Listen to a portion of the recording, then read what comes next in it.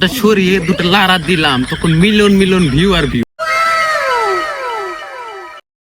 এই ভাইয়া, আপনি আমাদের পথ আটকাইছেন কেন?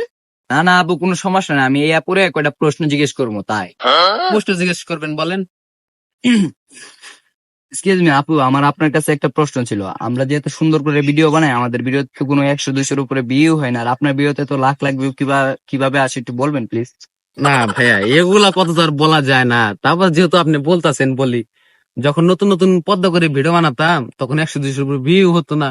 আর যখন পদ্মাটা সরিয়ে দুটো লারা দিলাম তখন মিলিয়ন মিলিয়ন ভিউ আর ভিউ। এক্সকিউজ মি আপু, আপনি কিছু বলবেন? হ্যাঁ, অবশ্যই বলবো। আপনাদের সাথে কথা বলে আমাদের সময় নষ্ট হইতেছে। এতক্ষণ আমরা যদি খাতকা পাইতাম, আমাদের মিলিয়ন মিলিয়ন ভিউজ হইতো। চল বান্ধবী, চলে যাই, এতক্ষণ সময় নষ্ট করে আমাদের লাভ নেই। চ, আমরা যে আমাদের অনেক কাস্টমার বসে আছে।